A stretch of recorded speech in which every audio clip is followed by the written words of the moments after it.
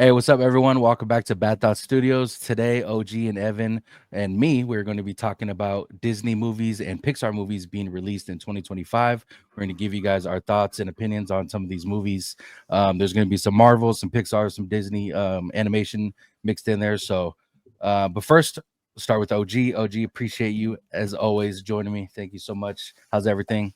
How's this Absolutely. channel going? It's going good. Thank you so much, brother. I appreciate you having me on. Always a good time with Evan. Evan, thank you for joining, brother. I'm excited to talk Disney 2025. It's gonna be an interesting year. A lot of heavy hitters, some big question marks as well. So we'll dive into it. But yeah, you can find me on YouTube, Orange Grove 55. Find me on Instagram now. I'm like all into the Instagram stuff now. I'm late to the party, but Orange Grove 55, and I'm still on X, Orange Grove 55. How's Blue Sky, by the way? Have you been on Blue Sky a lot more than X or? No, I've actually I opened one and like it blew up, dude. I got like almost like 700 followers. I don't even post on there. Like people just migrated like crazy over there. Yeah. But like I don't ever do anything. I never post or anything. I just have it, you know. Yeah. Apparently it's like it's going to eventually do some numbers, but as of right now, everyone's still trying to feel for it. But I know you and George go to Blue Sky or mention that you guys are on Blue Sky now. So I made an account, same as you, but I haven't really posted much on it. Yeah, I hit that wave like I think it was like around November with that block button thing that Elon was doing. And everyone was like, oh yeah, we're gonna move over to Blue Sky. And I opened my account right then and it just like it was like that perfect sweet spot. And everyone was just migrating over, man. It was crazy. So just rode that wave, you know. Hell yeah. I'm gonna have to check it out more, probably post on there. But Evan, long time no see, brother. How's everything? Hope you're doing well.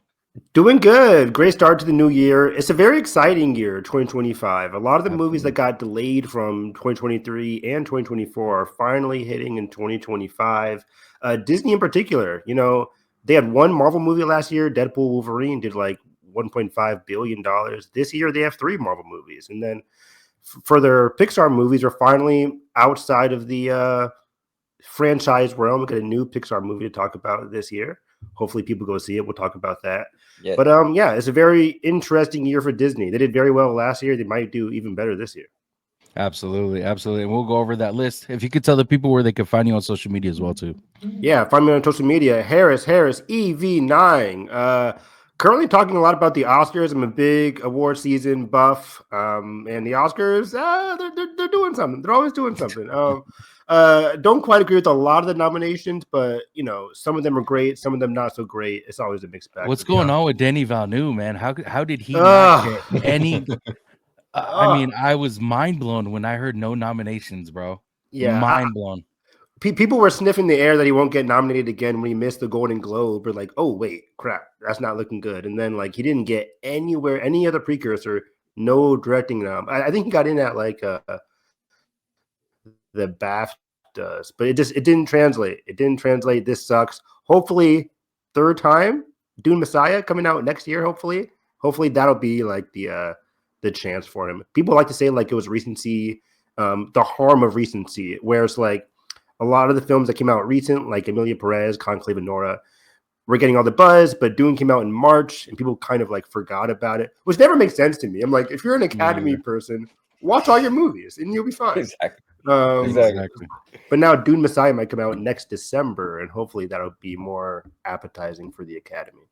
100%. OG, did you ever watch Dune or any of the Dune movies? I didn't. I've heard great things about them. I gotta check them out. I've never seen them. It's on OG's list. His scroll. It's on my list. I got a long ass list. No, but if you ever get the chance, OG, watch the Dune movies. It's phenomenal. I think to me, Dune 2 was probably one of the best sequels I've ever seen. You know, wow. Especially recently, probably the best one I've ever seen. But you know, it's for him. The cinematography and just everything directional about that movie, for him not to be in any kind of awards or Grammys is crazy to me. Oscars, yeah, or Oscars rather. It's baffling, but you know, I did love The Substance last year. It's like my third favorite movie of last year, and Coralie Farge got in for Best Director, so I was very happy about that. So, oh yeah, that's a win. The issue with the Oscars is that there's a lot of politics involved, and I don't mean like politics, like traditional politics, but just Yeah. Hollywood insider politics BS For sure. that goes along with all that stuff. So unfortunately, people get left out, and it's a whole big like you can't sit with us kind of crowd. You know what I'm saying? For sure. And that's why they always talk about like actors, writers, directors campaigning. Because, yeah, it's not like politics, but like Hollywood politics. And that always has a point in it all. Yeah. Absolutely. Absolutely. All right, let's get into it, boys. So we're starting off with a Marvel movie, which should be coming out. Let me put it up here. Coming out next month. So first we're starting with Captain America: The Brave New World. Now we've kind of spoken about this on OG's channel and my channel as well. This movie is going to be, to me, a hit or miss. I'm hoping it's a hit because I do love Captain America. The only reason why I think it's a hit or miss is because I'm really invested into Chris Evans' Captain America. I did like what I've seen so far when it comes to what's his name? Sam Wilson. Yeah, Sam Wilson. What's the actor's name though? Anthony Mackie. Anthony Mackie. I love Anthony Mackie as an actor. Me too. But it's one of those things where you Captain America, you only see kind of, or like any superhero, you only kind of see one superhero when it comes to some things. But I love what I see so far when it comes to him though. So to me, that's why it could be a hit or miss. We don't know, but it does come out February 14th, and I am excited to see what is new when it comes to Red Hulk. We haven't got to see Red Hulk on screen yet. Anthony Mackie and his leadership role when it comes to being Captain America. So I'm excited about this. But what about you, Evan? What's your thoughts on this movie? First off, I think people should, unfortunately, keep their expectations low for the whole Red Hulk thing. I just don't think he's going to be in the movie that much. We keep saying the same clip from him in all the trailers. It's like, oh, he's outside the White House. I'm like, is that it? Is that all we see of Red Hulk in this movie? Okay, maybe. But yeah, like you said, it's a very interesting passing of the torch. Passing of the torch, new actors playing the same characters is always going to be difficult for general audiences and even fans of a certain character. I didn't love Falcon Winter Soldier, the Disney Plus series that came out in 2021 now? Yeah, exactly. Wasn't my favorite. It was bad pacing. Meh finale, but consistently Anthony Mackie was very good, and I'm very happy to see him be Captain America, see what he can do here.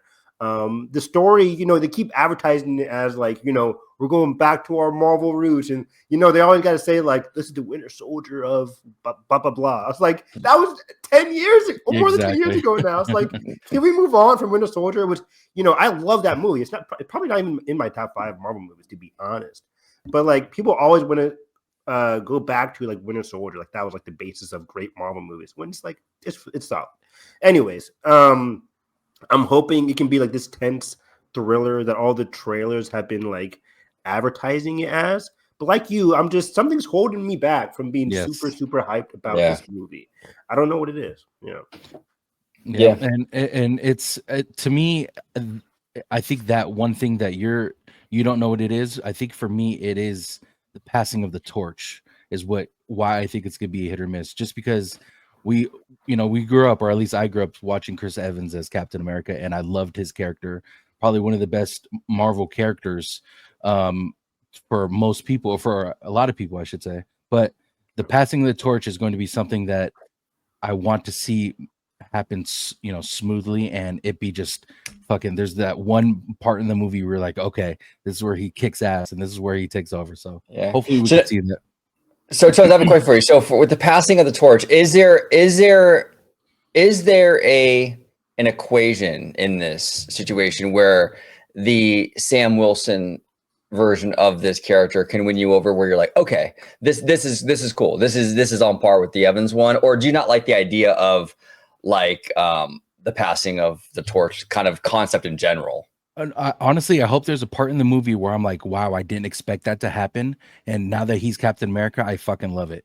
I don't want to, if I think about something as far as what should happen for the proper passing of the torch to happen to where I'll like Anthony Mackie's character, I think I don't want to envision something when in those movies where you're like, wow, I didn't see that coming. I hope we get to see that when it comes to the passing of the torch. If there's something where mind blowing where we see like, okay, he can take over this character. But I mean, there's also reports of Chris Evans coming back as Captain America in Doomsday. Oh, So boy. we're not really too sure how this is going to pan out.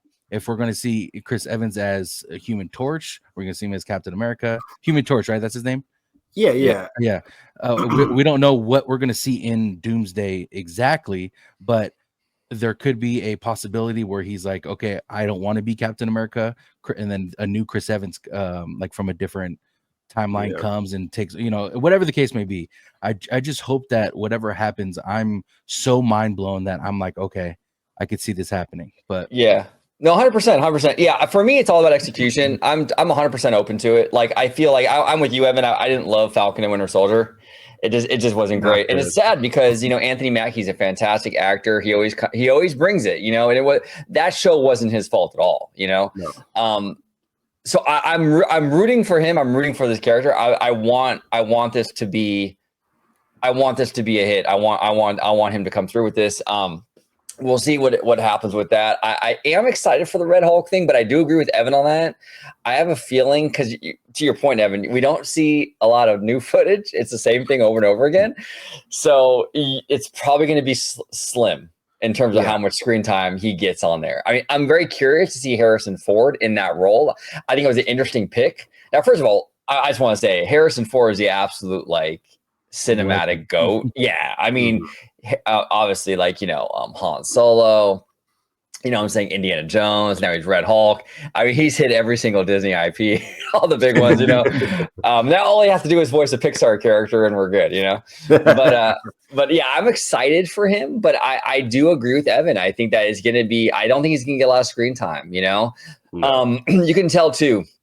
They're going for that Winter Soldier vibe, that kind of grounded, like that political thriller kind of energy. A lot of Marvel fans love that movie, and if they can tap into some of that energy again, I think it could do very well. It's iffy though. Like, I'm not really sure. Like, I think okay, I'll put it this way: if it taps into the Winter Soldier thing and does it successfully, I think this movie will do very well at the box office.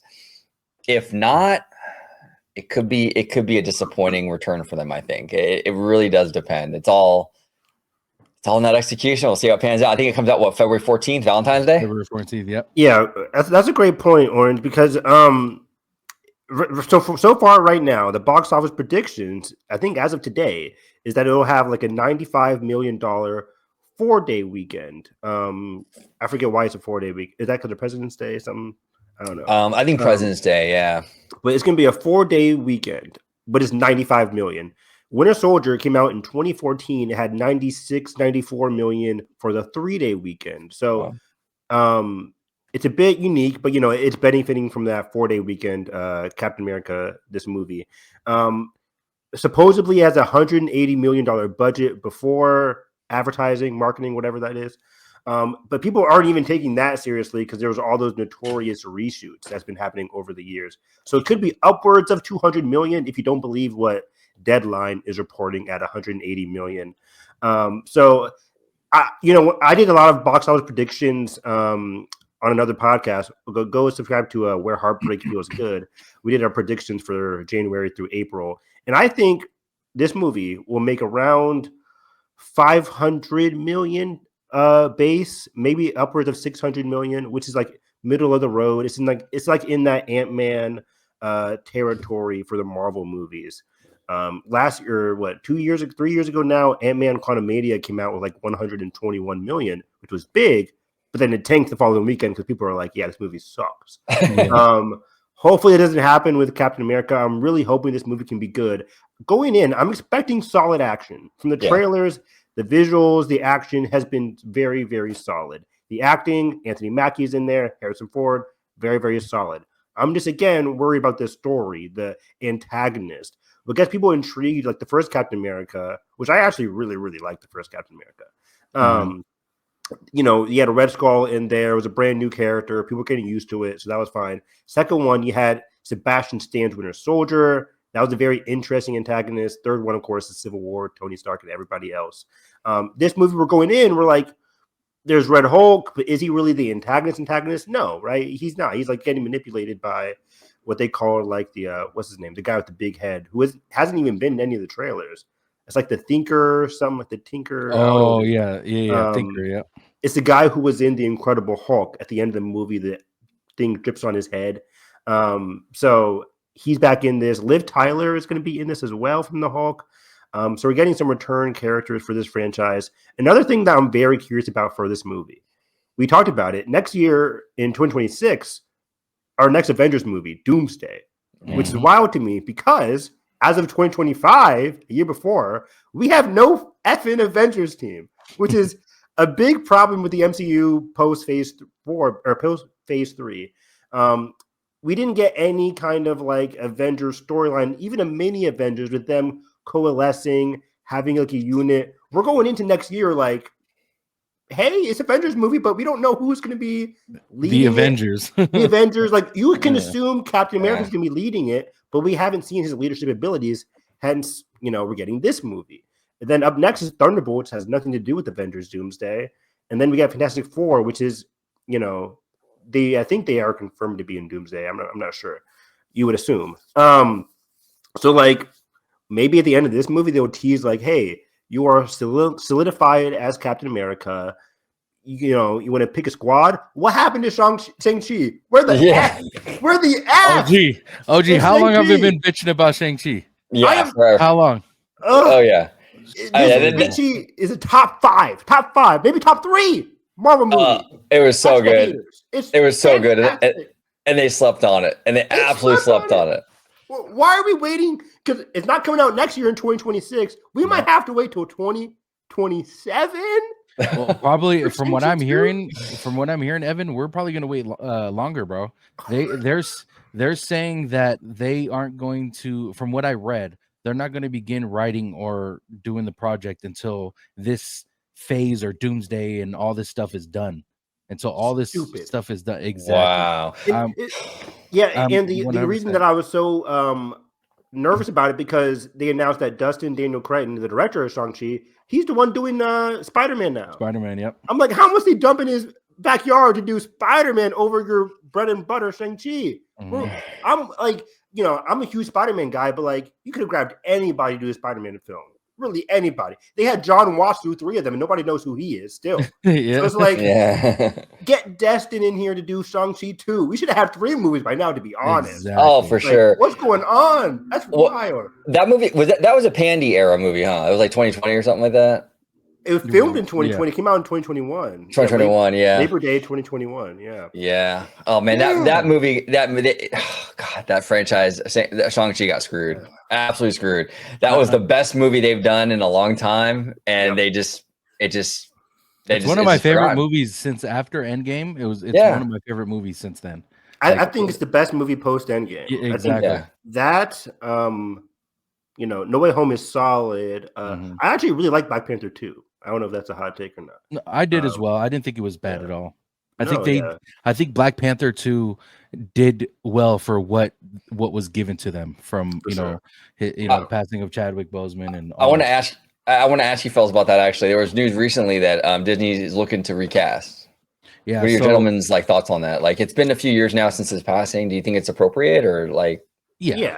Okay. Yeah. The reason why I like it is because the way they implemented his son at the end of the movie opened up the doors for him to be Black Panther moving forward. Obviously they're gonna have to speed up the timeline just a little bit, but at the same time, at the same time, we're getting the what's his name?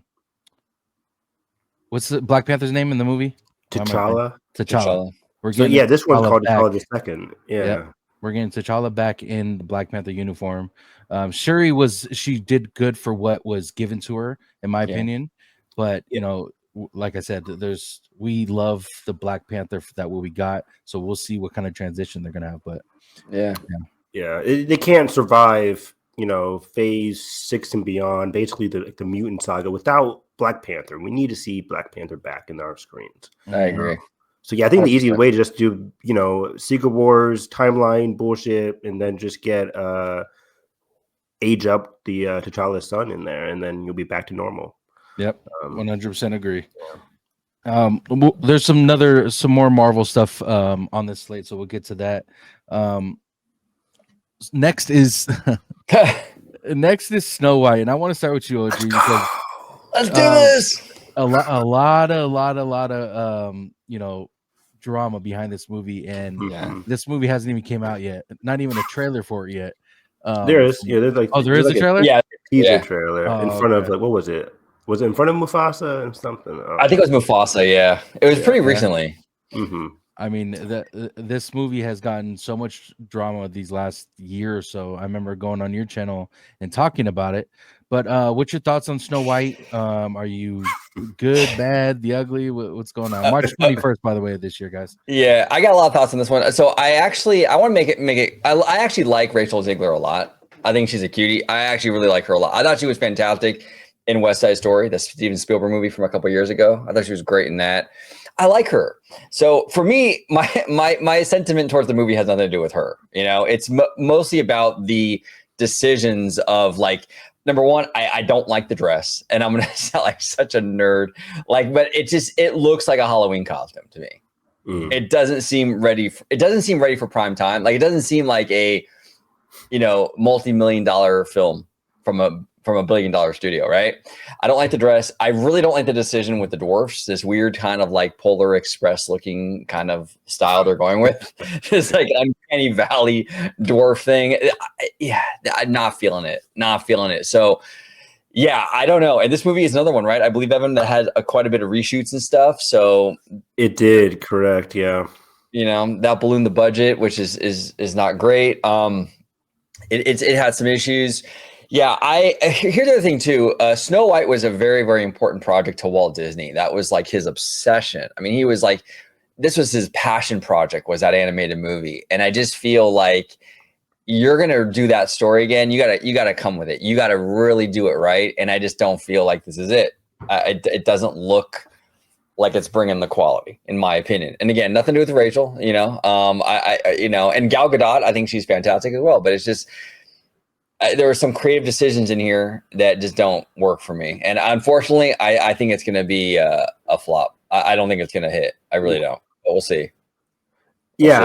I'm curious to see how it does at the box office. I compared it to The Little Mermaid, where I can't tell which one has more controversy. I think Little Mermaid, because she was black, that had more controversy. But I actually thought Little Mermaid was pretty solid. There was like that one song with the bird. I forget what it was called. Scuttlebutt, I think. Wasn't great.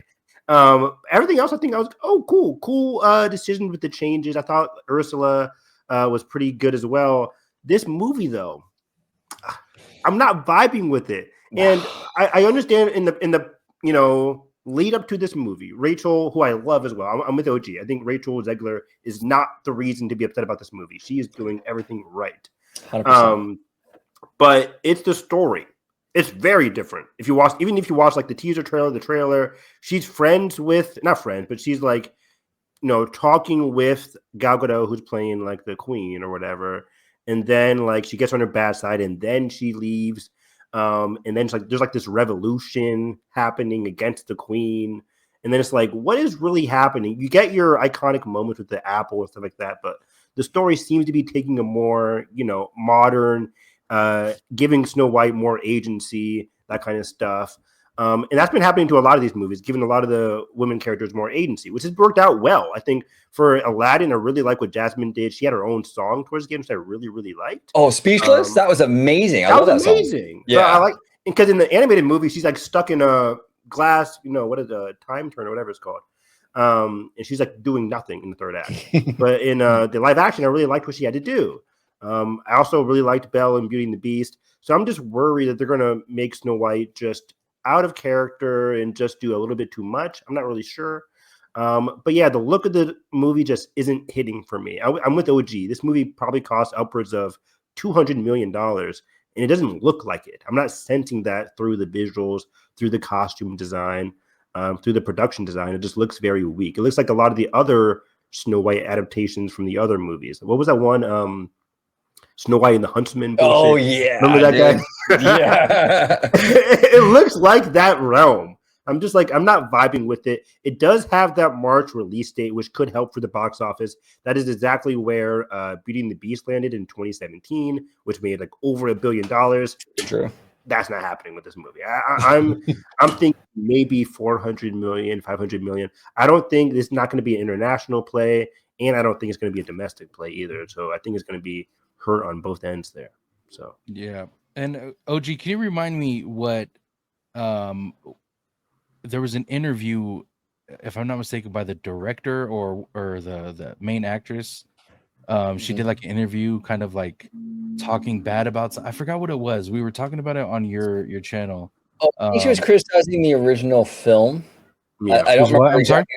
She was. I think Rachel. I think she was criticizing the original film, some of the messaging in the original film, and people took offense to that. Like, you're the Snow White, and you're like you're critiquing or like bashing the original or whatever. But Oh, okay. yeah, I honestly I don't even remember what she said. But I don't think she was.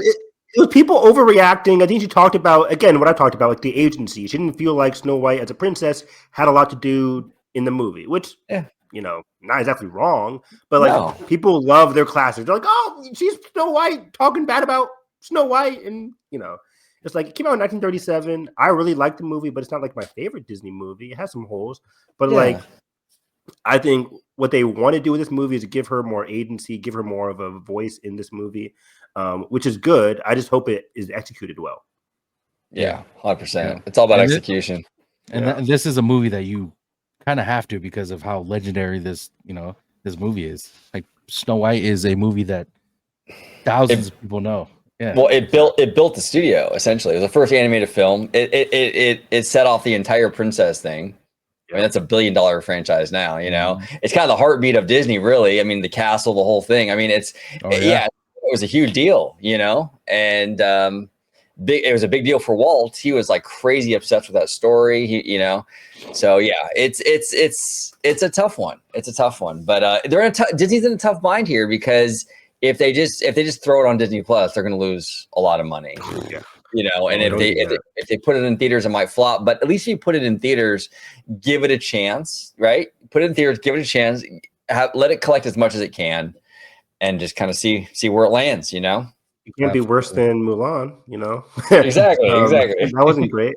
Also, I think the main thing for me is the miscasting with Gal Gadot. I actually am not a fan of Gal Gadot. I think she was great in the first Wonder Woman, not great in 1984, not great in literally anything else she's been in. And I'm just not a fan of her as the queen. I think it's just very bad miscasting. Plus, a lot of her political leanings, not garnering her any fans. So I'm not a fan of that casting. I think that's like the big hurdle for a lot of younger people as well. Yeah, absolutely. But hopefully it does well. Hopefully something does change to where we can be excited about it. Next on the list is Thunderbolts. Now, I'm going to lean to you, Evan, because I'm not too familiar when it comes to Thunderbolts. No offense to OG, but I'm assuming you don't as well. I'm in your boat. Yeah, I'm in your boat. 100%. Oh boy, I got to carry this. Yeah, I know. I do know that it has characters from the Black Widow series. But as much as that's pretty much all I really know about Thunderbolts. I know it says a group of supervillains, recruited in a mission for the government. I'm not gonna lie, the Thunderbolts trailer didn't look too bad from what I've seen. But what's your thoughts on this movie? Do you think it's gonna flop? Do you think it's gonna do great in the theaters? What's your opinion on this? I actually think the trailer was really, really good. I liked that first trailer more than I liked the Captain America first trailer. Mm-hmm. Having said that, I don't think it's going to do good at the box office. I'm getting a mad response whenever I watch it in theaters in front of other movies. And the tagline is kind of weird: a group of supervillains. Mm-hmm. When you have Florence Pugh as the main lead, she's not really a villain. You have Florence Pugh. You have the Red Guardian, who is technically her father in her found family from the Black Widow movie. You have Taskmaster from the Black Widow movie as well. I guess who was a villain. Different actress, I think, playing Taskmaster. Because in the movie they made her a Black Widow agent who got mind controlled or whatever. And then we have Ghost, who we have not seen since Ant-Man and the Wasp. I think she looks really cool in this movie.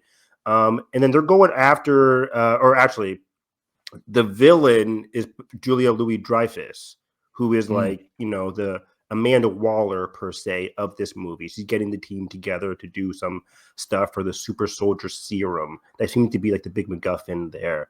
And they're after this person, if you watch the trailer, called Bob, who is playing Sentry. His actor's name, I think, is like Bob something as well. Bob Thurman, I think. He was in a little bit of Top Gun Maverick. Yeah. But Thunderbolts is a classic Marvel supervillain group, basically the Marvel version of the Suicide Squad. In the comics, they had other characters like what's his name? The guy from Falcon and Winter Soldier, the guy who was like dancing like Bucky? this. Oh. Baron Zemo. Baron Zemo was Okay. a very famous member of this cast, which was weird because he's in the lore. He's in Falcon and Winter Soldier. He's just not in this movie. I think that was a mistake as well. But yeah, the trailers have been solid. Again, they seem to be after a super soldier serum, going after this guy called Bob, who's playing Sentry, who is a very powerful, very, very, very powerful character, which has people thinking like, how do these regular super soldiers defeat a person like Sentry, who in the comics, big blonde hair, telekinetic, a lot of energy pulses, stuff like that. So he's like Superman-esque with more magic. So it's going to be weird, but I'm excited for the movie. I think it's going to be cool and unique. I just think it's a very weird play for a Marvel movie in 2025. It's just like, it's not adding anything to like what we were talking about, the Avengers lineup, the Secret Wars, Doomsday of it all. It just seems very like of a different kind of tier, storyline, etc. I'm not really sure. I think it's going to do not that well at the box office. I'm thinking like definitely below 100 million opening weekend. I'm thinking like Ant-Man territory, probably 50, 60 million. Wow. Be safe. Yeah. It's an interesting concept, this idea of like this kind of like this Marvel Suicide Squad, right? Interesting concept, but you're right, Evan. It feels out of place. It doesn't feel like it's the right time for this. It's Agreed. odd. It's an odd fit for sure. Well, yeah, and that's where I think most of the fans' confusion comes from, and why it could be a potential detriment to this movie is because we don't know where this movie's go. Like, we don't know what storyline that it's gonna somehow, intervene into another story. Like, we don't know what it's for. Well, Like, it's one of those moments where like, who asked for this? Kind of. I hate saying that because it's something that it doesn't matter who asked for it, you know what I'm saying? But at the same time, it kind of occurs to this or blends it with this movie. Yeah. Well, it's interesting too. We're kind of in a weird kind of mode right now, not just with Marvel, but with all the Disney stuff, because we had a CEO change again. What was it? 2022, I think it was, right?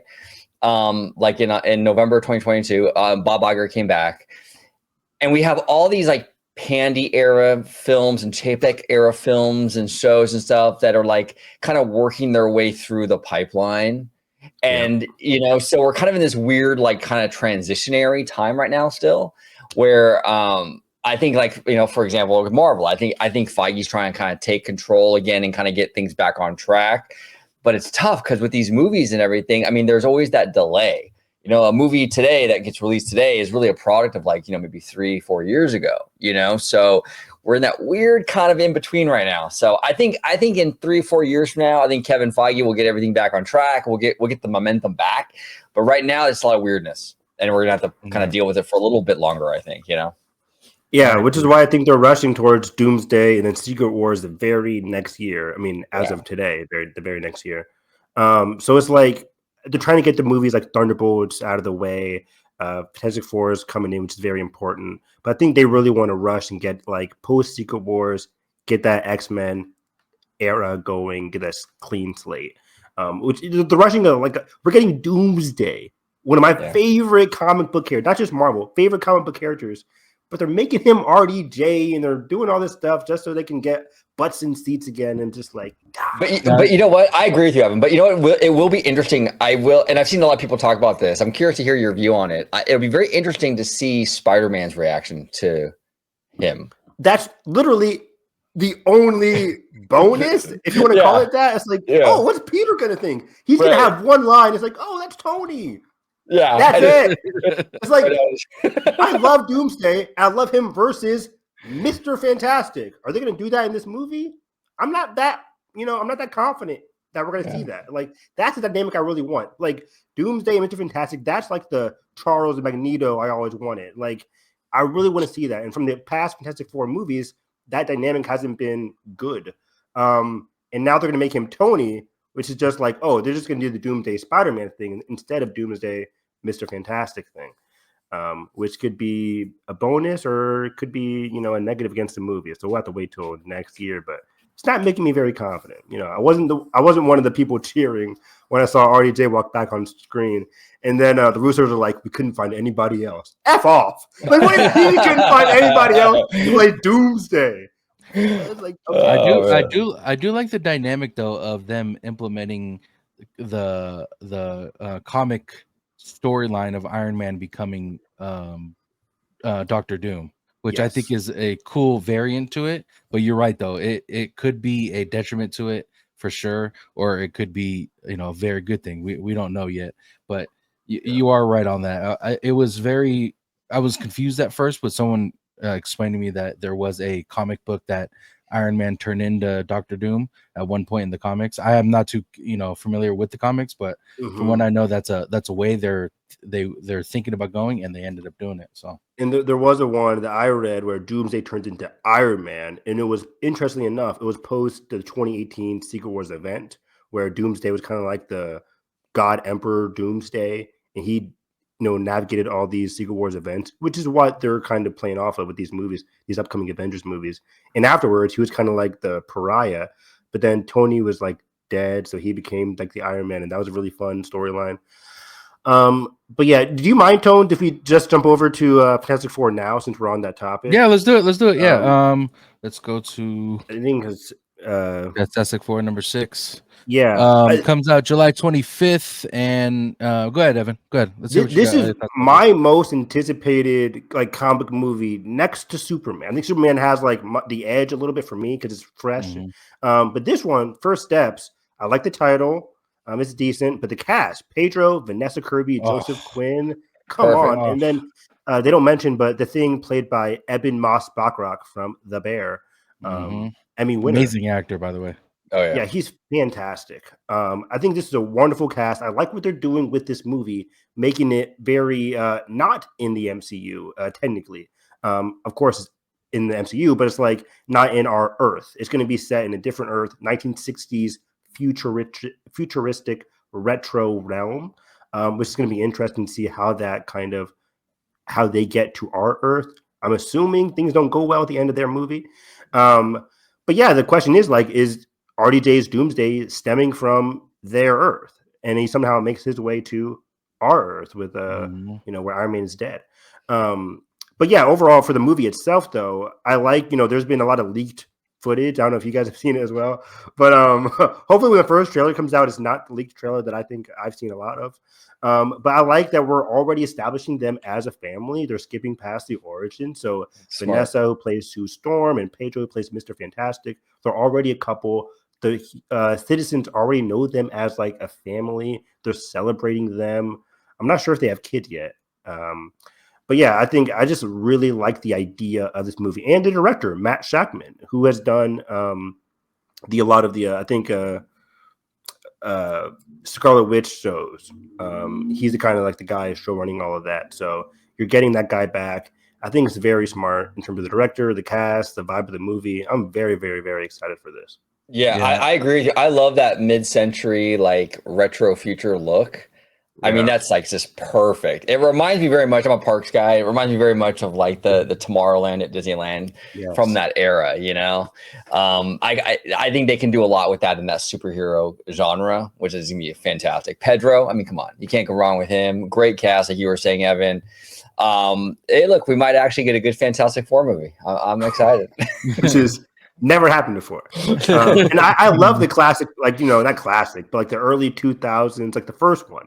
Not the Rise of the Silver Surfer, which is bad, but laughably bad. It's fun to watch. So yeah, hopefully this is our first good one.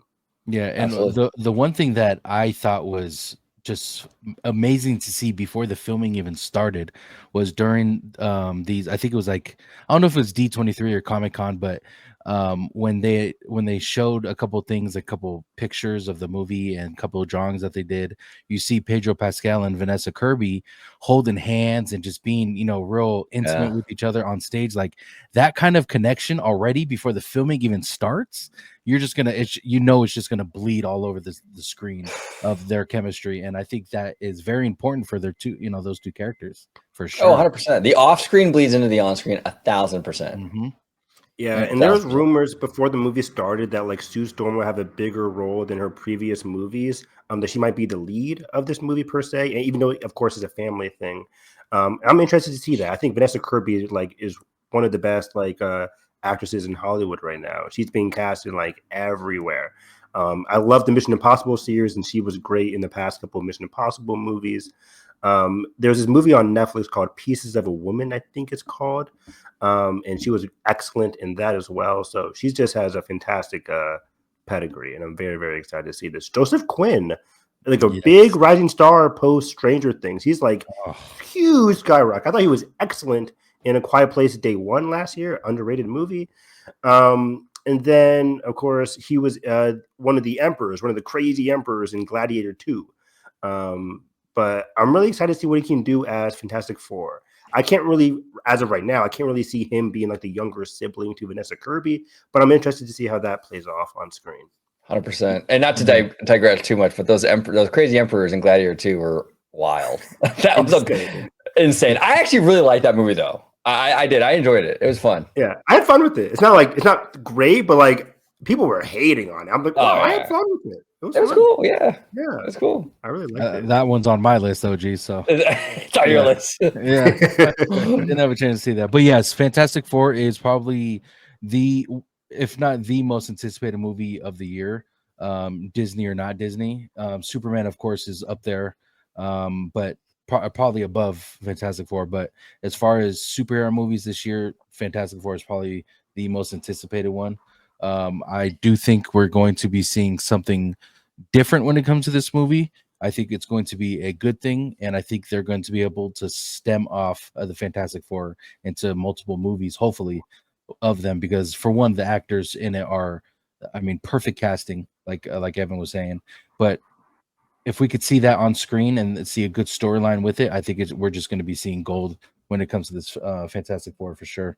Oh, yeah. I agree. The franchise has unlimited potential to make multiple sequels and interact with other great heroes. Peter Parker, in particular. The next year, we're getting Spider-Man 4. There's a chance we could see like the Johnny Storm Spider-Man duo that I've always wanted to see on screen. Yeah. They're very fun together in that similar age range. Johnny being a little bit older. And then, Spider-Man and Fantastic Four and like Doom and Doomsday and other things. Like, they're Marvel's first family, and they've interacted with every group in the Marvel universe. So I'd be excited to see. In terms of box office, I'm projecting very high for this. Even though it is coming out in one of the most stacked months of the year, I think it's July. It's coming out, like, I think 2 weeks after Jurassic Park and then 2 weeks before Superman or something like that. Yeah. What was it, OG? Was it the week after Superman was coming out? I remember we were talking about this on the last one. Yeah, it's like a week or 2 weeks. We're very, very close. Yeah, very close. I was mentioning to OG, like, if I were Fantastic Four and it was the next weekend after Superman, I would think about pushing it back maybe a week or so. You know what I'm saying? Yeah. So right now, Jurassic Park, Jurassic World is the first week in July. 2 weeks later, July 11th, Superman. 2 weeks later is Fantastic Four. Oh, okay. Fantastic Four could dominate August because August is not happening. Not a lot happening. There's a Bad Guys 2, but different audience. So I think I'm thinking Guardian of the Galaxy territory in terms of 830 million plus. Mm-hmm. I don't think it'll hit $1 billion. I think 830, maybe to 900 million. I think the sky's the limit for Fantastic Four. And it coming out after Superman, I think, is good. If it came out before, I'd be like, oh, there's a ceiling there. But it's coming out after. They probably share the screens for a little bit. It is summertime, so it'll be cool to see. I mean, there'll be a time for people to go into theaters and see Superman, Fantastic Four. Like, it's going to be a gluttony of riches in the summer. Yeah, absolutely. And there's room for all. Like, you know, Barbie and Oppenheimer both crushed it, and they were Exactly. in and around that same time period. So I think if both of these films are really good, James Gunn's Superman and Fantastic Four, I think they're both gonna do fantastic. You know, no pun Agreed. intended. Fantastic. Yeah. Absolutely. All right, let's go back up real quick. We're gonna move to Lilo and Stitch. Comes out May 23rd of this year. It is going to be a live action remake to the original Lilo and Stitch. I don't mind this. I've seen some good stills when it comes to Lilo or when it comes to this movie. Yeah. I think this movie's gonna do really well. I really do. I do two tones. It for me, like, I'm not really into the live action remakes. You know, I don't have a lot of interest in them. But we were at D23, George and I, and this thing got a reaction with the crowd. People were going nuts over Stitch. Yeah, Really? I mean, Okay. it's not my cup of tea at all. But I think it's normie fodder. I think a lot of the normies are gonna love it because Stitch is adorable, and it's like, I think the normies are gonna eat it up. You know, will I be in the theater watch? I won't watch this, no. But family's probably going to line up to see it, you know, just because of the cute factor, I think, you know. Yeah. We'll see. Go ahead, Evan. Oh yeah, this one has a special place in my heart. You know, I'm not super excited for this movie, but Lilo and Stitch as an IP, like, I grew up with the TV series. Like, I love the TV series. I love the movies. I love the sequel to the movie. I think it was like 626 or 627 or whatever it was. Like, I've seen everything Lilo and Stitch. Even as a gamer, in Kingdom Hearts, there's a Lilo and Stitch world, which I really love as well. Really? I didn't know that. Yeah, and like it's in the PSP Kingdom Hearts game, and it was really fun. Like, I love Lilo and Stitch, and the marketing for this movie has been very smart. You know, Stitch, when it came out in the early 2000s, was known to, like, you know, crash whatever into other franchises, other Disney IP, and they're doing that same marketing this time around, where he's like on the beach playing around with, like, I think it was Moana or Lion King, something along those lines, where he's like crashing into other franchises, being his chaotic self. I think it looks fun. The director is called Dean Fleischer Camp, and I just looked him up. He did one of my favorite, like, indie movies recently. It was called Marcel the Shell, which is like this very small movie about this little shell talking thing. It was very cute and adorable. It's very weird, but cute and cool. I think he's the right person to do Lilo and Stitch. I'm still very curious about the plot of the movie. We haven't seen much in terms of like a full actualized trailer yet for the story. I forget who they even casted as like the lead kid actress. But overall, I think it's going to be solid. It's coming out the same day as my most anticipated movie of the year, Mission Impossible: Final Reckoning. Hopefully they can both coalesce. I want Mission Impossible to do well as well. But yeah, I'll be seeing Lilo and Stitch that same weekend. I'm very excited to see it. In terms of success, I'm curious if Lilo and Stitch can do more than like Snow White. We talked about Snow White having all this like negative stuff against it. It doesn't look very good. Lilo and Stitch actually does look pretty good, but also Lilo and Stitch is less well known than Snow White. So I'm curious to see how it does. I don't have any predictions. Some people have like this in their top 5 of the year in terms of box office. But I don't know. Right now I'm thinking just middle of the road, 500 million maybe. I'm curious. Well, you know, this movie is interesting because I think this franchise works really well with that hybrid animation live action kind of thing they're doing. I think like the Sonic crowd, you know, the kids that went to Sonic would probably like this movie as well, you know. Good point. Yep. Yeah, I think it'll do decent. Yeah, I mean, I'm not going to say like it's not going to do like, I don't think it'll do like $1 billion or anything like that, but I think it's going to do a pretty robust chunk of change, you know.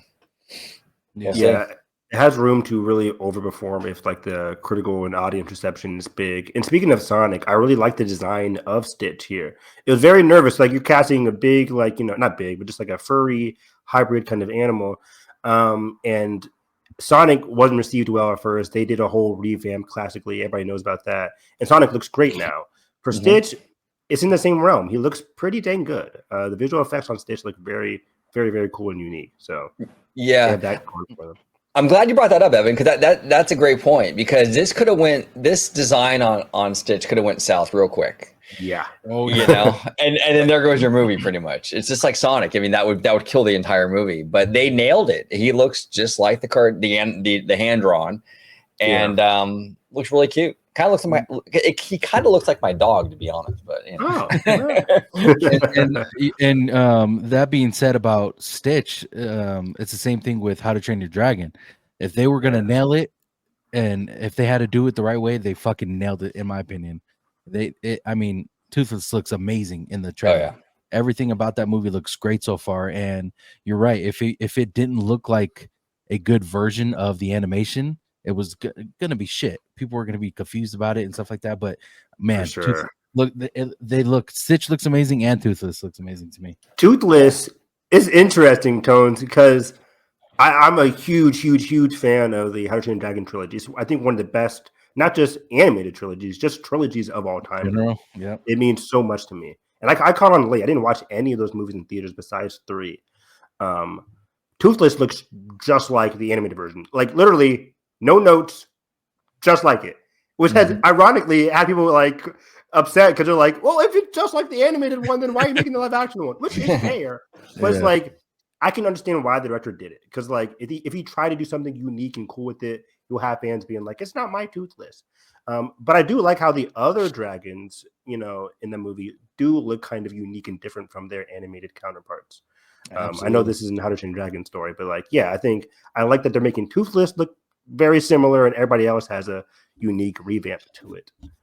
Yeah, no, and I think I was telling Tones on a recent video too, Evan. Like, I think that with that franchise, How to Train Your Dragon, you can tap into something there with like a series, a live action series. I think it'd be kind of cool, and really dive into the lore and all that, and really tap into that. I think they can do some really cool stuff. Yeah, that'd be incredible. I would love that. That'd be awesome. That'd be awesome. You know, so what studio? This DreamWorks, right? And then this is Universal doing the live action. Universal, so it'd probably be like on Peacock, or maybe they would throw it on like Max or something. I don't know. Yeah, man. Yeah, I can't wait for How to Train Your Dragon. Also, Lilo and Stitch. I think this movie is going to surprise people. I think it's going to surprise people, and I think it is going to. You're right about the $500 million mark. I think it's going to walk that line. Potentially might go up if we get some positive feedback within, you know, the week before it comes out, when all the influencers and the critics watch it before everyone, and then the following weekend when everyone, you know, gets a chance to watch it. I think if it has that initial firepower of everyone, you know, ramping this movie up, I think we'll go well over 500 mil for sure. Yeah, you know, if people in Disney are watching this podcast, you know, give us some advanced screenings. Well, I know I'll tweet about the movie. I'll hype it up. Let's do it. OG needs to hit his Disney insider so we can get in.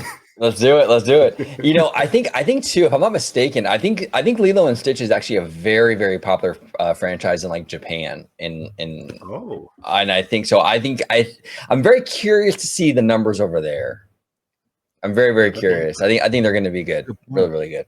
That's a good point, especially in, you know, overseas. What it could be different from here. Yeah, absolutely. I didn't even think about that. Good point. Next on the list, you guys okay to move on from Lilo and Stitch? Yep. Yeah. All right. OG, I'm gonna lean on you for this one. I remember we did a episode. You and George had seen some cool stuff when it came to Elio for at D23. If you could talk about this movie, kind of let us know, because I'm not too familiar with this movie, what it's about and what's your opinion on it. Yeah, it's a boy who is like representing Earth to this alien civilization, and the footage they showed us at D23 was really, really cool, because it was like they tapped into. I'm a big space nerd. Like, I can watch space docs on like Netflix all day long, like, you know, all that stuff. It's incredibly fascinating to me. So they kind of tapped into a little bit of that energy with this movie, like what's out there and what have you. I love the look of the movie. I went into this movie really honestly with like zero interest in it. And after that footage at D23, I'm like, you know what? I really want to see this. I thought that the concept was really clever. There's this cute little like I don't want to say Baymax, but it's like a cute little robot that I think is going to be like crazy popular with families. I mean, it's absolutely adorable. In this, it kind of stole the show, to be honest with you. But yeah, I think Elio's gonna be great. It's an original film from Pixar, so there's a lot here riding on this one. I mean, obviously we had a huge hit with Inside Out 2, but that was a sequel. You know, can Pixar kind of dive into that kind of money now with an original and create a new franchise for themselves? You know, that's gonna be the real test here, I think. And also with the other movie, I think the other one coming out is Hopper, I think, or Hoppers. That's another original. Now, that's a crazy concept, and that'll be interesting to watch. But yeah, I'm excited for this one. And honestly, I wasn't until I went to D23, and it really did win me over. Now, keep in mind, it's D23. We're at the Honda Center. There's all these fans. It's crazy hyped, and the energy in that stadium, where it's going to change your kind of perspective a little bit than like maybe watching the trailer at home or something. And I'm totally aware of that, you know. But I thought it looked really cool. I like the space stuff. I like the direction they're going with it. That little character, I think it's gonna be really popular. It's gonna move a lot of merch, and I think it has a lot of theme park potential too. So yeah, I'm on board. I want to see it. We'll see. It sounds like a cool concept as well. It seems like a concept that you don't really, hear or see of, and especially it being a Pixar movie, I think it's gonna be fun to watch. It sounds good. I mean, were you surprised when it got the amount of good feedback at D23, or were you like, okay? Yeah, no, I was surprised. I was just with myself even, like, because I really didn't really care to see this thing, and then I saw it. I'm like, okay, this is kind of cool, you know. And it's a weird concept, but Pete Docter taps into the weirdness a lot. You know, he doesn't do like standard stuff. He taps into that creative weirdness a lot, and yeah, this is one of those examples, I think. But yeah, I was surprised. I really was pleasantly surprised. Wow. So we'll see. Sounds good. Do you have any thoughts on this, Evan? Yeah, I'm very excited to see that OG really was turned around by the footage they showed. The trailer hasn't done a lot for me. I think they released 2 trailers. I wasn't a fan of the teaser trailer, but the most recent one, I think, was the official trailer, kind of sold me a little bit more on the visuals. I think the visuals look really cool for a Pixar movie. And yeah, I'm just very hopeful that this does well. We had a whole podcast, I think, on OG's channel, maybe yours, Tones, about like, the Pixar comments last year about like their ideas and the backlash against their original films lately. And there was a lot of sequels, both Disney Animation and Pixar, on the way. But I really hope, like OG said, people come for not only this, but next year's Hoppers, about the whole putting your mind inside of a raccoon kind of thing. Like, it's crazy.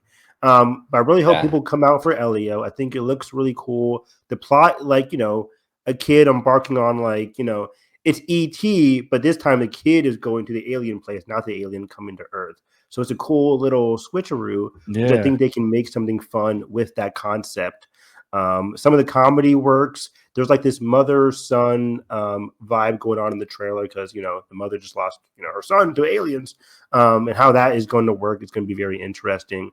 But yeah, in general, I'm very hopeful for this movie. I hope people really go out and support original Pixar once again, because you can't all have Inside Out 2, Incredibles 3, and all this bullcrap. So like, I want like these cool OG Pixar movies. And I liked, it's interesting that in terms of the directors, was there a director shakeup? Because I think on IMDb it has like Domee Shi. I'm really butchering her name. Domee Shi and Madeline Chef. Here, I'll put it up here. Yeah, thank you. I think Domee worked on Turning Red. I think the original director was Adrian Molina. I forget his past credit, but Domee Shi, she did Turning Red, which I really like. I'm one of the people who really, really, really likes Turning Red. And I think she came on late to work on the movie, because this movie has had a lot of like ups and downs in terms of like the drafting phase, the directing phase, and really getting this movie together. But I'm just really hopeful for this movie. This whole cosmic adventure or misadventure seems really cool. Again, I really like the visuals and the visual department. So I'm excited to see this. I will be seeing it opening weekend, and hopefully it surprises me as well. Yeah, Adrian Molina, he was a additional crew of Coco, he was the writer of Good Dinosaur, Turning Red, he was part of the crew, and Lightyear. So he's done some movies. Not one of them was amazing. The rest weren't Yeah. fans of, but Lightning, or whatever that was, Lightyear. Lightyear, yeah. Not great, Bob. Not great, Bob. Oops. But yeah, that's it does sound like a good movie. I'm interested in this. We'll probably do I do want to do a breakdown of a couple animated movies this year, boys. So if you guys want to join me on those, I think Elio might Absolutely. be one of those, because when I initially did that episode with George and OG, and we were talking about D23.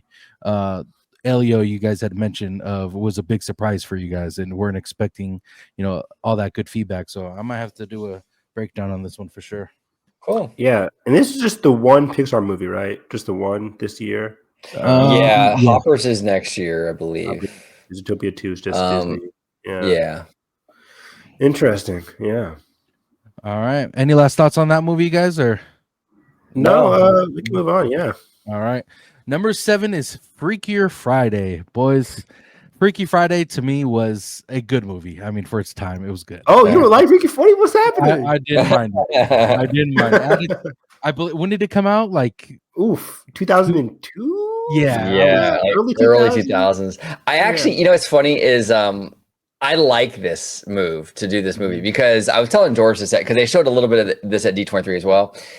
I kind of miss the old Disney where they did movies like the Kid in King Arthur's Court and the Mighty Ducks and the Angels in the Outfield and all that stuff. And this Freaky Friday franchise is along those lines. It's of that kind of genre, so to speak. So I am so burnt out on a lot of the live action stuff. It's refreshing to see a return to some of this other stuff. So I don't know. I'm excited for this one. I think it's gonna be a fun movie.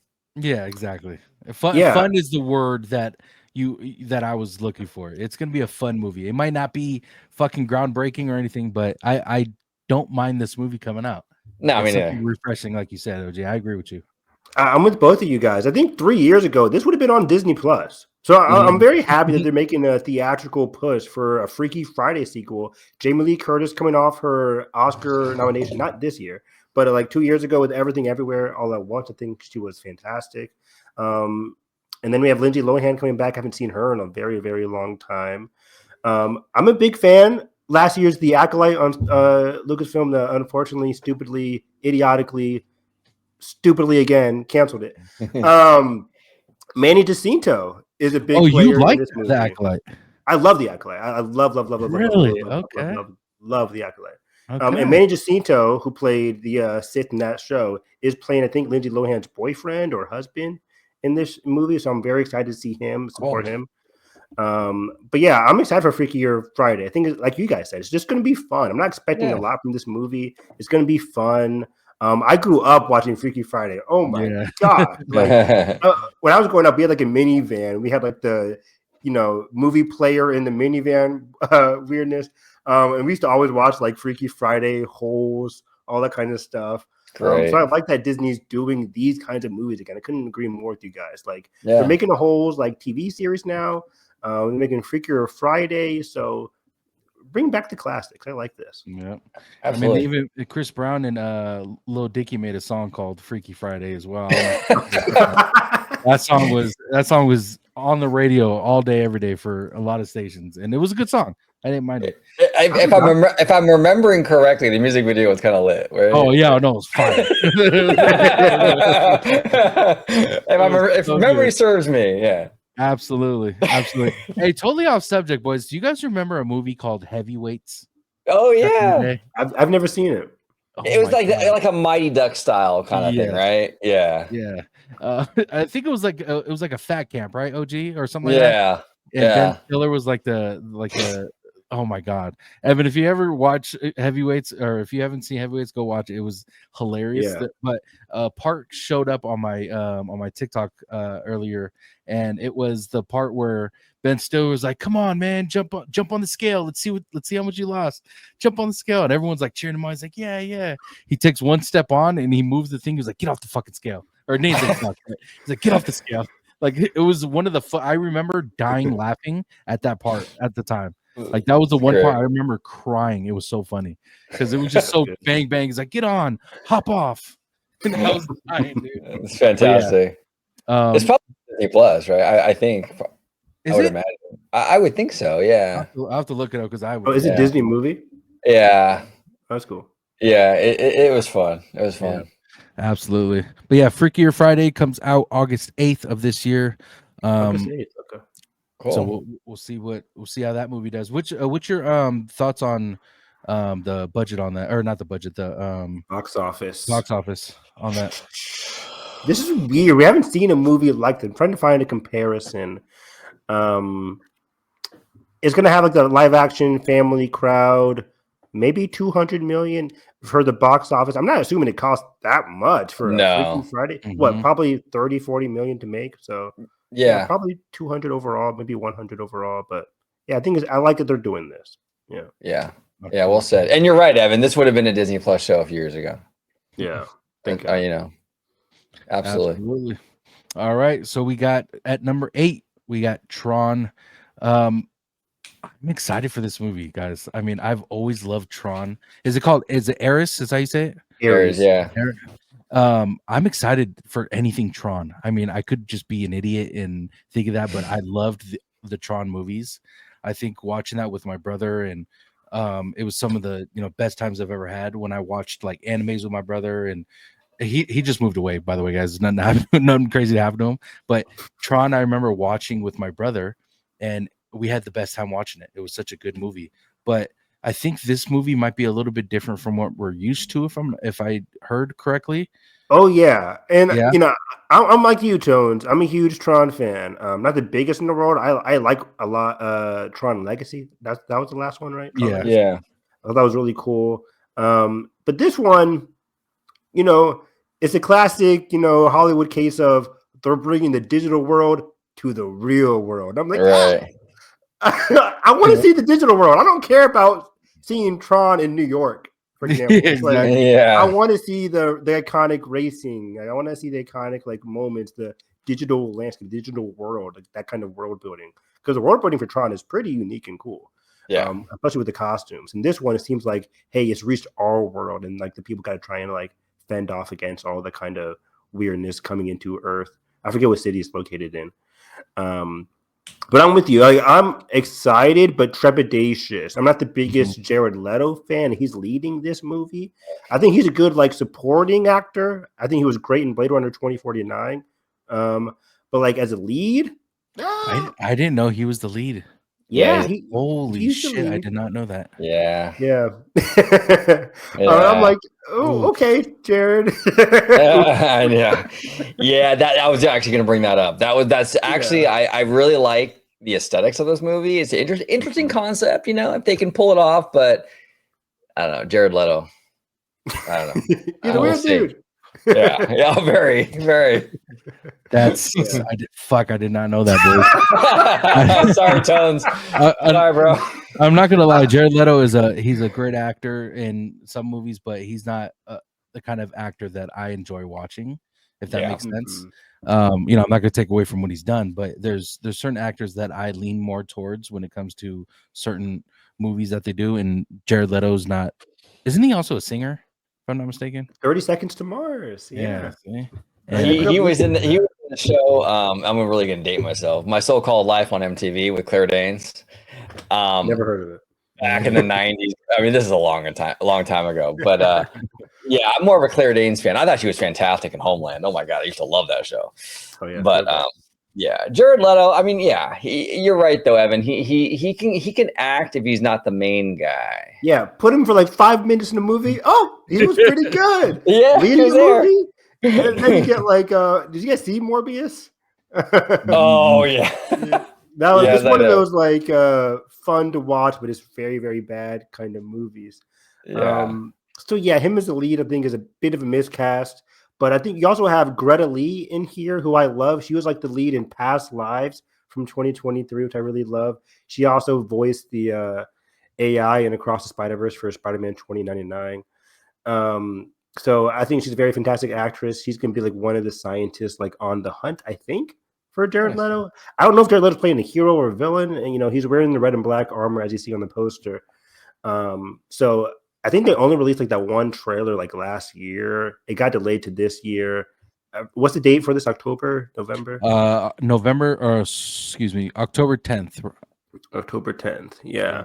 I'm not expecting a lot from the box office and critical reception from this movie. I just got to be honest. Like, Yeah. again, as soon as I heard that like they're bringing the Tron, awesome, to the real world, and the trailer kind of like, supported that notion where it's just like you see a lot of the digital landscape overtaking the modern landscape, which looks cool visually, but I'm just like, why do we have to combine worlds? Just make a Tron movie. That's all people want to see. Yeah. So we'll see. I think they want this to be like a franchise, if I'm not mistaken, as well. So it could be one of those movies that leaves off as like, so what's next? That bullshit. Yeah. Absolutely. We'll see. Yeah. Yeah. October 10th, Tron comes out. Before we started this episode, I was excited for that one, but now that we're closer to the end, I'm not so excited. I saw your hype. It's just like, Yeah. Like I said, no shade against Jared Leto. I there's just certain actors that I lean more towards, and Jared Leto is just one of those actors that I'm not huge on the movies that he plays in. So I mean, he could shock me. I hope he does, but we'll see. Yeah, looking at the support. Yeah, sorry, go ahead. Oh no, I was just real quick. He played I forgot the name of the movie, but he was actually I think he was the main. Yeah, he was the main character in this movie about he like lived in Japan and he got like entangled in some Japanese gang or mafia. What was you remember that? Oh, yes. Right? Oh, yeah, I actually liked that movie. Yeah, that was actually pretty good. Yeah, that was actually pretty good.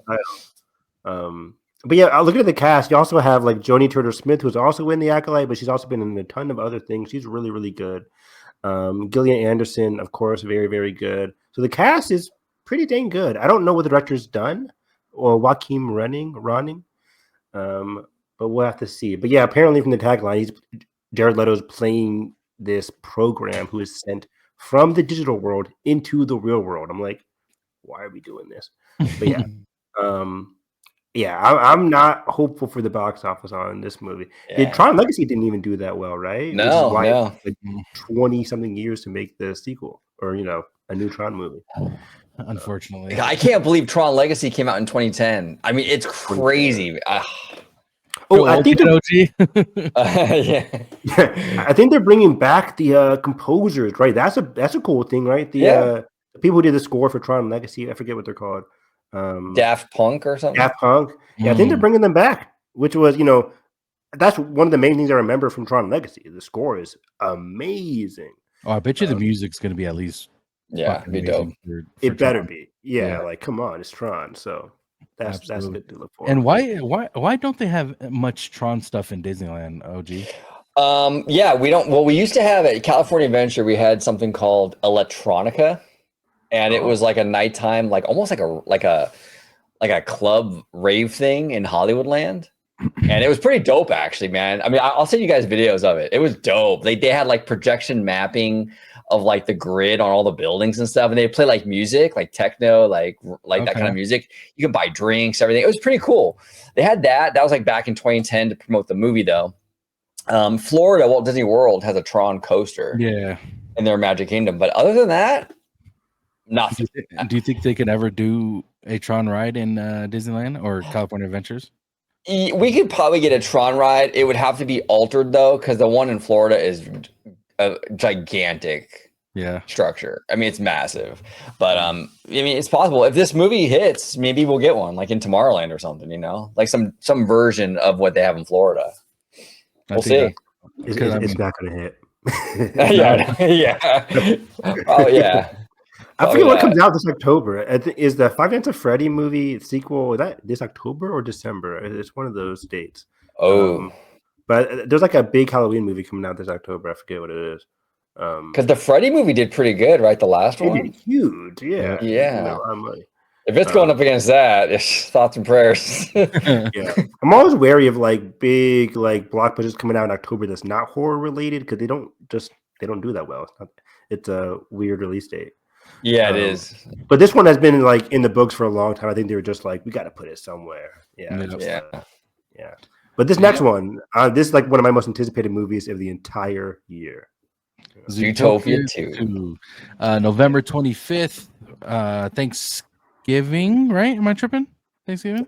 Yep, Thanksgiving weekend. Yeah. Why am I forgetting when Thanksgiving is? I feel like an idiot. Thanksgiving, Zootopia 2. Go ahead, Evan. Start us off because there's some stuff about this movie that people are talking about, and it's all good things. All good things. I don't know about the story so far. Have they released a trailer yet? Am I mistaken? I think they released like a clip or something last year. It takes place like in the bayou. Like I remember that. Like they talked to like somebody who was like their version of like the sloth or something like that. Yeah. Okay. But yeah, Zootopia 2, I'm just ecstatic for. It's crazy, guys. The first one came out in 2015. Wow. Like, is this 10-year wait what we got to do for Shang-Chi 2? Like, exactly. Exactly. That's exactly it. But yeah, Zootopia 2, guys. Like, Zootopia, the first one, I was like, it looks fine. I'll go see Zootopia.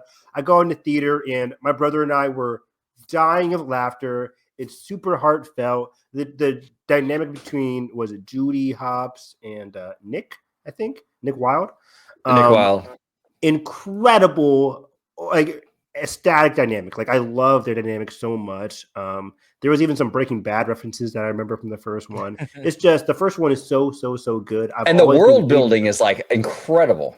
Incredible, which you don't really expect from like a whodunit kind of movie, but the world building was really cool. It had a lot to say about the different like animals and like the class system. I was really surprised what they were getting into with Zootopia, and I'm over the moon for Zootopia 2. I think this is going to be a huge hit. It's coming out like you guys said over Thanksgiving break, and I think it's going up against Wicked Part 2, similar to how Moana 2 went up against Wicked Part 1. I think it's just going to make gangbusters. I think I'm predicting over $1 billion easily for Zootopia 2. I agree. And that weekend, that Thanksgiving weekend is gold for Disney animation. I mean, the Frozen, Moana, Zootopia, like they don't miss. They have that day lock and key. It's a wrap. And even I think even Tangled back in the day was on that weekend, and so it's worked out for them. So I'm a huge like mystery fan. I'm a huge animation fan, and this franchise really is just a come together to be a great amalgamation of both ideas. And I just love these characters so much. I'm a huge Jason Bateman fan as well. Everybody go watch Carry On Netflix. He's really good in that. Or Ozark. That was amazing. Ozark, that's my shit. I love Ozark. Ozark rocks. But yeah, so Jason Bateman doing this voice, it's perfectly cast across the board. Very funny and very great. So yeah, I'm so excited for Zootopia 2. Yeah, I've been hearing a lot of people talk about this movie, and like you said, it's on a lot of people's top movies of the year. So I'm excited for this one too. Comes out November 25th, and like you said, Disney knows when to put certain movies out, and this is a perfect time for them to put it out over Thanksgiving for sure. And it kind of tells you what movies they have faith in, right? Because they're putting that out in the prime spot. We're talking about Tron Ares in October. I agree with Evan. That's a weird release date for that kind of movie. I don't know. They might be telling us something with that one. Exactly. What has Jared Bush done in the past? Has he just done Zootopia 1? Has he done a lot more? Check it out. Because I remember... And now he's running the whole studio now. Oh, he is? He's running the whole studio. Yeah, Jennifer Lee, she's still there, but she's now she's just working on Frozen. She's no longer the head. Oh, I forgot about that. Interesting. Yeah. Well, good job, Jared. I like that. Yeah, Encanto. He can't. I mean, that's a huge. He wrote Encanto, Moana, all of Zootopia. So that's what a filmography right there. That's brilliant. So this might be his first directing thing. I think everything else is writing. So that's a cool step up for him. And yeah, I think the Zootopia story is going to be very cool. I can't wait to see another trailer to really see what the case is all about. But yeah, this is really like top 10 for me of the year. I can't wait. Can't wait. It's gonna be awesome. Absolutely. Yeah, I think the only other animated movie that is close to that is Bad Guys 2. Because I think the first Bad Guys really also blew me away, and I was like, okay, cool. Again, mystery animation, same property. So, is that a DreamWorks movie, Evan? Bad Guys? Yes. Okay. Yes. I think that's coming out in August as well. Yeah, cool. I think you guys would love Bad Guys. It's very cool. Yeah, awesome. All right, and moving to the last one of the year, guys. It is Avatar: Fire and Ash, December 19th.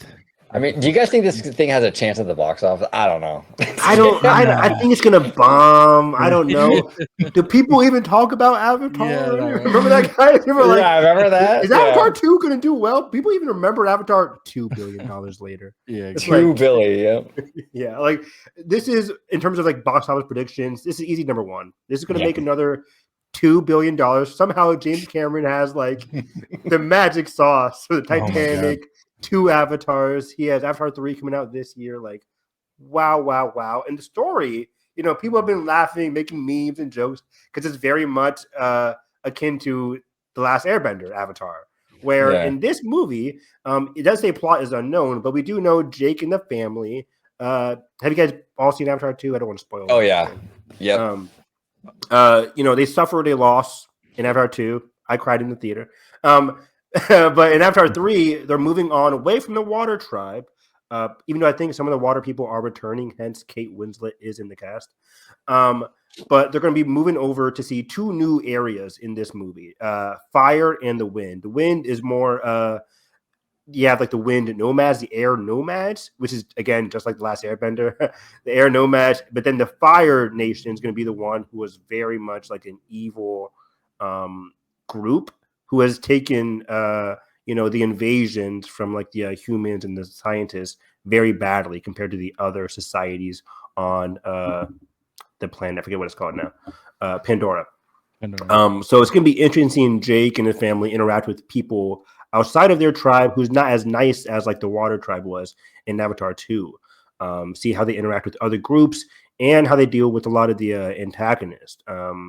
And the growing threat coming from like the human society. I liked a lot of what James Cameron had to say about this one. He was like, I'm not making these movies just for the box office. I'm making these movies because I have something to say about the human condition and the variety of different groups in this made up world of Pandora. Each movie is elevating the family dynamic and elevating Jake's whole Jake's whole world, his whole worldview. And I can't wait to see how these different tribes interact with everyone else. I'm very excited to see also the visual upgrade. Somehow, movies have always been like visually upgrading themselves every year, but Avatar 2, the way they animated the water effects was gorgeous, incredible. And I'm very curious to see what they do in this one. What new technology do they use or upgrade or elevate in this movie that's going to make it different from the past 2 movies, which already looked great. Like the first one looked great in 2008, and now we're at 2025. So I'm just 100%, Evan, 100%. And it could be very interesting too to see them kind of dip into this because we're so used to the Na'vi and these characters so much blue, right? Yeah. But when I'm hearing this new tribe, this fire tribe, they're like red and black color scheme. Yeah, I think. Like that's a what Darth I'm Maul. hearing too. Like they're looking very different. So again, that's a cool design, like in terms of concept. I can't wait to see it in terms of a trailer. Yeah. Yeah. It's a smart move by James Cameron. He's expanding this world. You know what I'm saying? It's kind of reminds me very Star Warsy too, where it's like you have like the forest planet of Endor, and then Hoth, the ice planet, right? James Cameron's kind of doing the same thing contained within one planet though, and kind of giving us these different kind of like locales and stuff, which is kind of dope. I like it. Absolutely. And I love that it's not fucking 20 years later after we've seen the second one. Yeah, exactly. Yeah. Now that Disney owns them, they're gonna turn this shit out, believe me. And it's funny because it still says 20th Century Studios on the studio part of this movie. Yeah, So. and I think Disney taking in Fox was met with a lot of like, yeah, X-Men, yeah, whatever, bullcrap. But I think the biggest like grab that Disney got was getting 20th Century Studios, which is unfortunate because 20th Century Studios used to come out with like 10 to 12 movies a year. Now it's like 3 or 4 because they're under Disney. But the movies that they are putting out last year, Alien Romulus, Kingdom of the Planet of the Apes, the Prey, Predator movies. We're getting another Predator movie this year. Like 20th Century Studios is really giving them a lot of like great movies great genre movies that are also doing very well at the box office. Like there are most of the 20th Century Studios movies I like more than the straight up Disney movies. So it's a great grab by Disney. Yeah, 100%. I didn't even really want to see Alien Romulus. I went with a friend. He's like, "Yeah, you want to go?" I'm like, "All right, we'll go." But, I don't care about the franchise at all. I love that movie. That was great. Me too. I had fun. It's one of my favorites. I was so glad this morning it got like best visual effects. I think the visuals in that movie was very, very good, especially in the third act with the crazy. No spoilers, but yeah, there's something crazy in the third act, and like I thought the visually looked really, really cool. Yeah, nightmare fuel for sure. Big time. Yeah, that one's on my list as well, boys. Yeah, I think you'll like Alien Romulus. I think it's on Hulu, Disney Plus. Yeah, is it really? It's good. Okay, for sure. I'm gonna go check it out, boys. That's gonna do it for this list. I do want to ask you guys a quick question though before we get out of here. Sure. Right? And it might cause you to think a little bit, but maybe off the top of your head. If you guys could think of this, we did this on the podcast last night and during the video, and I think it's a cool question. So I want to get your guys' thoughts on it. What is a fictional character that ended up dying in the movie or show that hurt the most, in your guys' opinion? And I'll go first, just to so you guys can think a little bit. Go for it. Yesterday, of course, I went to Game of Thrones, and it was kind of a cop out because it's one, my favorite show. When Ed Stark got when Ed Stark died, and then when Jon Snow initially died for the first time, I thought was crazy. But I rethought about this, and I kind of want to say it on here. Caesar from Planet of the Apes, I thought was it hurt. Like I cried. Like it was such a fucking great movies, all of them.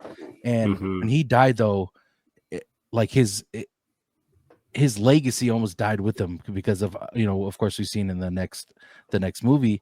But man, that one hurt. That one hurt the most, and I didn't realize this until just now. Yeah, so that's just now when you said Planet of the Apes. I thought about that just now. Like Caesar's death was probably the one that hurt me the most out of all fictional characters, even that's a great Game of Thrones.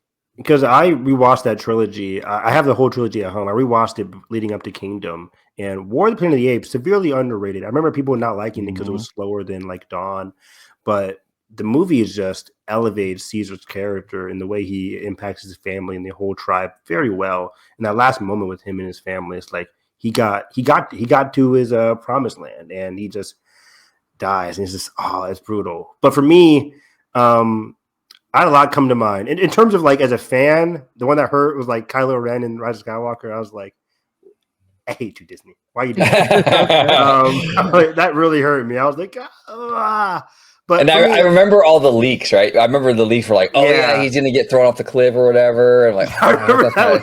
Remember that? The leak was like, he gets thrown off a cliff, never to return again. I'm like, if they do that, I'm walking out the theater. They didn't do that, but like, it was still not great. He had like no lines in the third act. I can't stand Rise of Skywalker. Anyways, the one that emotionally hurt for me that first came to my mind is Logan, Wolverine in Logan. That's a great one. That is one of my favorite movies of all time. I love Jay Mangold Logan. I think it's a perfect movie. And his death scene, tears in the rain every time. The way he gets pinned to that tree is brutal as heck. And the way he's with X-23 is so heartbreaking. And the words he says, he's like, that's what it feels like. He's like, oh, that's what it feels like. Because he's never felt like the onset of death or pain. It's just like, oh my God. And it's such a sad moment. And at the end of the movie where she makes the cross, I'm like, oh my God, it breaks me every time.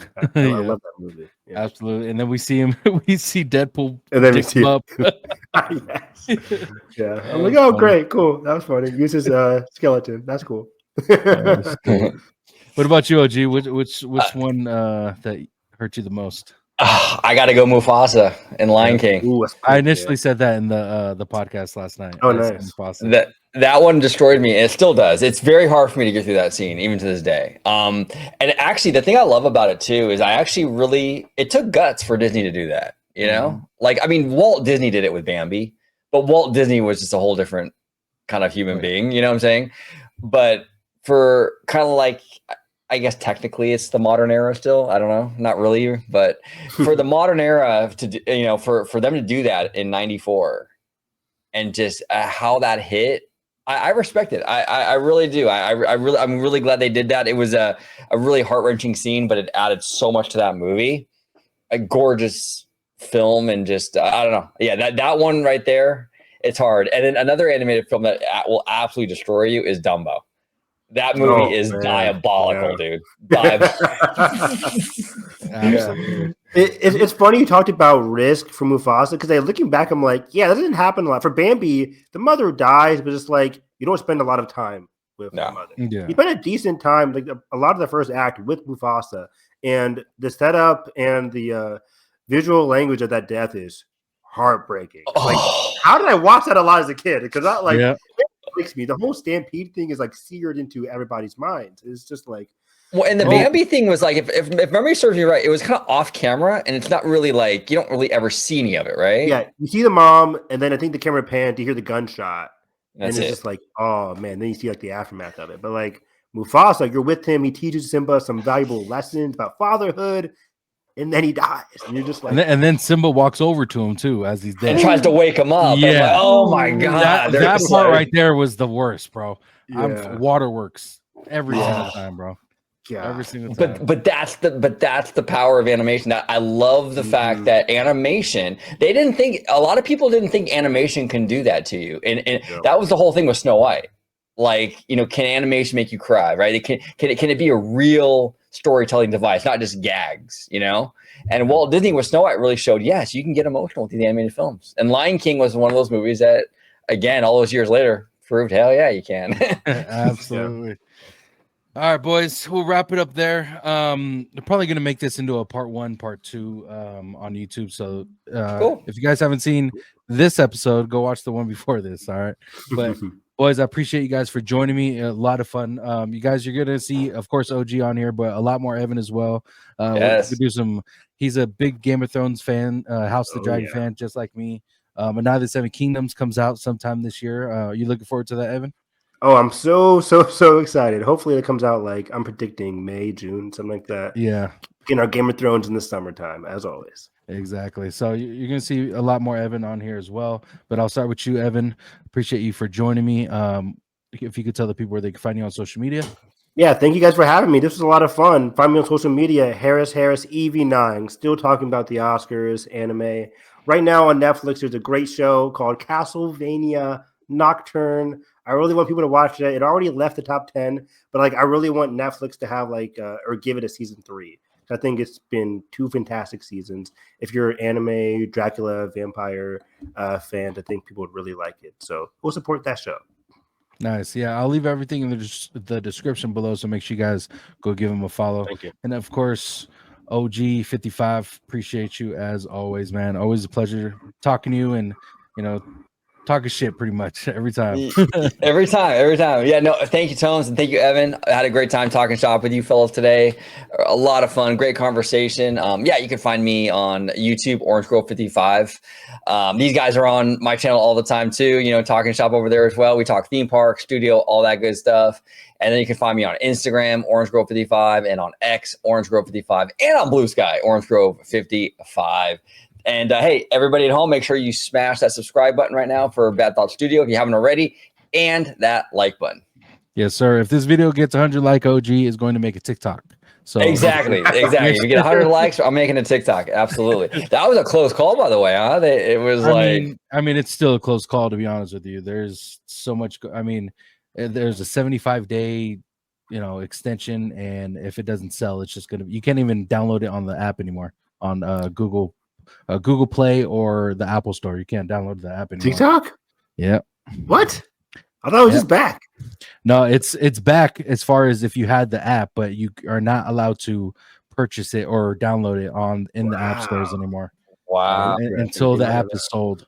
TikTok said they don't want people to make new accounts and all that stuff if it's just going to be banned. So, a lot of people are selling cell phones with the app on it for like $50,000. What? Yeah, dude. That's insane. Oh, is that even legal? That doesn't sound legal for some reason. That's how crazy people were. I believe, totally off subject, by the way.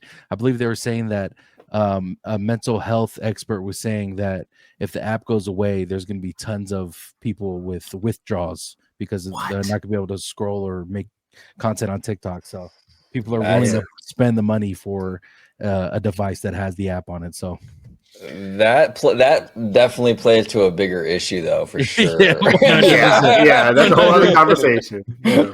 On the next episode of exactly. You guys can follow me on social media, Tones_TV. Go to my TikTok for the time being. We do a lot of lives over there, and we're gonna do a ton of House of the Dragon and Game of Thrones stuff on there as well. But don't forget to hit the subscribe button with notifications on so you guys are notified once the video is uploaded. All right. Well, thank you all for watching. You guys have a great night. Love y'all.